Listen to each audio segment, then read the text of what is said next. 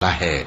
सितारे की कसम जब गायब होने लगे कि तुम्हारे रफीक यानी हमारे नबी न रास्ता भूले हैं न भटके हैं और न ये ख्वाहिश नफ्स से कुछ बोलते हैं। ये कुरान तो एक वही है जो इनकी तरफ भेजी जाती है। इनको निहायत कुव्वत वाले ने सिखाया यानी जिब्राइल ने जो ताकतवर हैं। फिर वो पूरी तरह बैठे जबकि वो आसमान के ऊंचे किनारे पर थे।